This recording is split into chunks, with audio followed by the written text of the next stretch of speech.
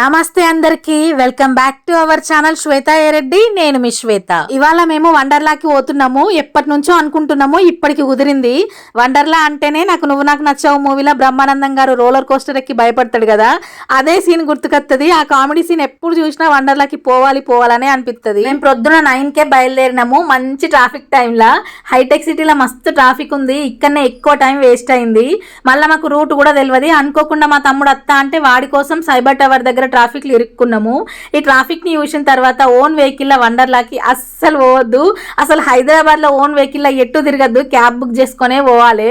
మేము route miss అయినాము, ring రోడ్డే ఎక్కలేదు. చిన్న చిన్న విలేజెస్ తిరుక్కుంటా 12:30కి వండర్లాకి చేరుకున్నాము. నాకు అసలు ఇక్కడికి వచ్చేదాకా నమ్మకం లేదు, టికెట్స్ అన్ని వేస్ట్ అయితాయేమో అనిపించింది. కానీ ఫైనల్ గా 12:30కి చేరుకున్నాము. మేమైతే ముందు రోజు ఆన్లైన్ లోనే టికెట్స్ బుక్ చేసుకున్నాము. 8 hours కి ఒక టికెట్ కి 1400.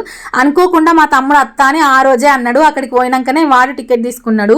మా కోడలికి 10th క్లాస్ హాల్ టికెట్ పైన కన్సెషన్ ఉంది అని మా అల్లుడు చెప్తే ముందు రోజు ఆమెకు టికెట్ తీసుకోలేదు. అందుకని ఆమెకు కూడా అక్కడికి పోయినాకనే తీసుకున్నాము. వీళ్ళిద్దరి టికెట్ ప్రైస్ 11 hours కి 2000. ఆ 10th హాల్ టికెట్ పైన కన్సెషన్ లేదు, ఏం లేదు. మన వస్తువులన్నీ పెట్టుకోవడానికి ఒక లాకర్ కి 350 రూపీస్ 2 bags పడతాయి. దాంట్లో మేము స్విమ్మింగ్ కి కావాల్సిన నైలాన్ డ్రెస్సులు పెట్టుకున్నాము. ఆ డ్రెస్ కాస్ట్ అడల్ట్స్ కి 500, కిడ్స్ కి 400. ఈ డ్రెస్సులు ఉంటేనే వాటర్ రైడ్స్ కి అలో చేస్తారు. ఇవన్నీ ఎందుకు చెప్తున్నావు అంటే, మొన్న షార్ట్స్ లో ఈ వండర్లా సంబంధించిన వీడియోస్ పెడితే కాస్ట్ అడిగిరు కదా, అందుకే ఈ లాంగ్ వీడియోలో కూడా చెప్తున్నా. ఫస్ట్ టైం కదా మాకు పోయినప్పుడు కొంచెం కన్ఫ్యూజ్ ఉండే. నా వీడియో చూసిన వాళ్ళకు ఈ కన్ఫ్యూజన్ ఉండొద్దని అన్ని విషయాలు చెప్పాలి అని అనుకుంటున్నా.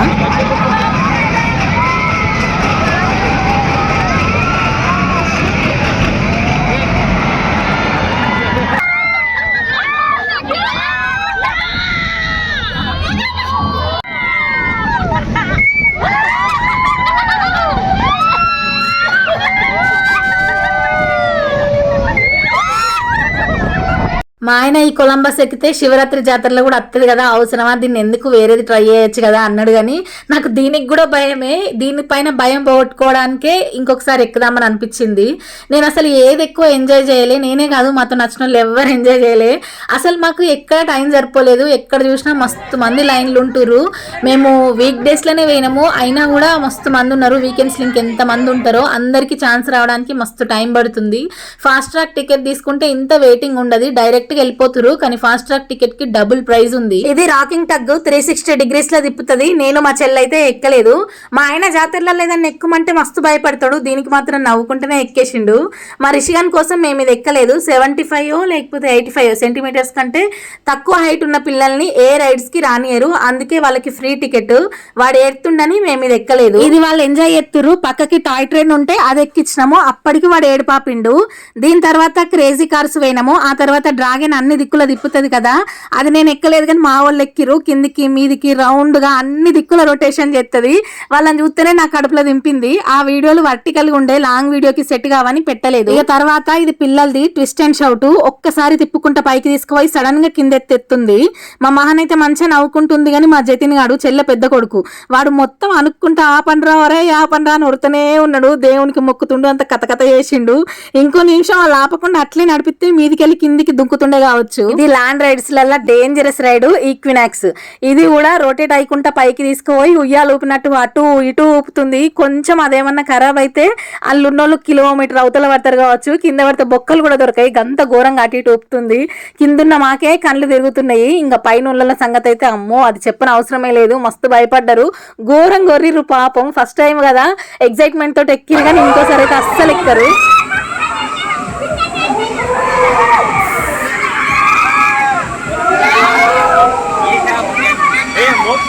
అయిపోయింది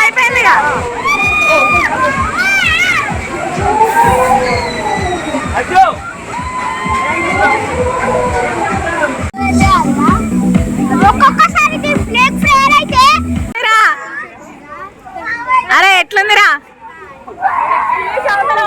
బన్ను, ఏడ్చినావా? మంచిగా ఉందా? మస్తుందా? తర్వాత మిషన్ ఇంటర్స్టెల్లార్ కి పోయినాము. దీంట్లో అంత స్పేస్ గురించే ఉంది. పిల్లలకు ఒక్కసారైనా దీని గురించి చూపెట్టాలి. ఇక్కడ వెయిటింగ్ కొంచెం ఎక్కువనే ఉంది. లోపల షో అయితే మస్తుందట. లోపల వరకు పోయి మా అశ్వత్ కోసం నేను బయటకు వచ్చిన. ల్యాండ్ రైడ్స్ కి అయితే ఇంతే పోయినాము. అప్పటికే టైం 2:30 అయింది. మా వాళ్ళు ఆకలి ఆకలి అని కేకలు ఎత్తురు. ఇక్కడ బఫెట్ లంచే ఉంది, ఇంకేం లేవు. అడల్ట్స్ కి 650, కిడ్స్ కి 450. ఒక్కొక్కసారి ఆఫర్స్ ఉన్నప్పుడు లంచ్ అయినా లేకపోతే స్విమ్ డ్రెస్సెస్ అయినా ఆ టికెట్స్ లోనే ఇంక్లూడ్ అవుతాయట. కానీ మేము పోయిన రోజు ఆ ఆఫర్స్ ఏం లేవు. సమ్మర్ కదా, ఎక్కువ మంది వస్తే ఇట్లనే ఉంటాయని అంటారు. కానీ సమ్మర్ లో కూడా ఇట్లాంటి ఆఫర్స్ అప్పుడప్పుడు అయితే ఉంటాయి. ఇది వండర్ స్ప్లాష్ ఎంత మంచిగా ఉందో, కానీ వెయిటింగ్ ఎక్కువ ఉంది అని లైన్ లో నిలబడి ఆస్టకచ్చి వెనకచ్చినాము.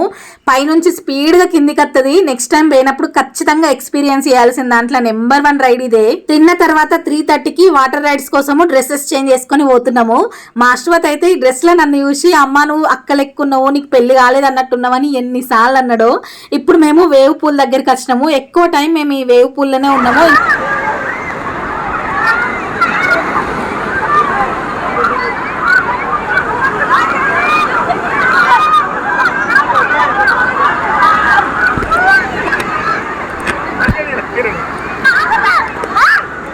అశు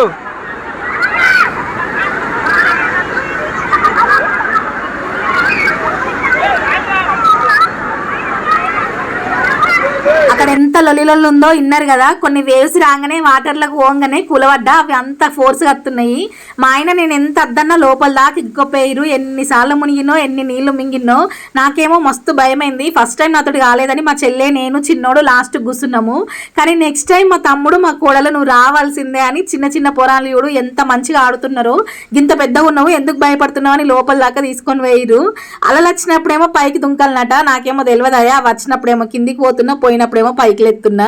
వాటికి నాకు అస్సలకే సింక్ కుదరలేదు.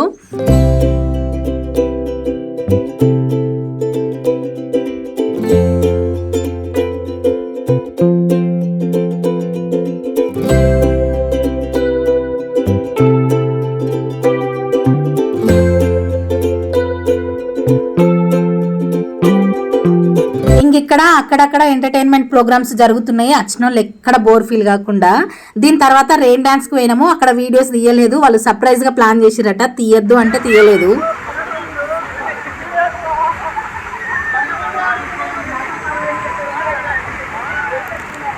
ఇది లేజీ రివర్ అట. పేరుకు తగ్గట్టుగానే లేజీగానే ఉంది. ఆ ట్యూబ్ లో కూర్చుంటే ఎన్నిసార్లు బోర్లో పడ్డాను.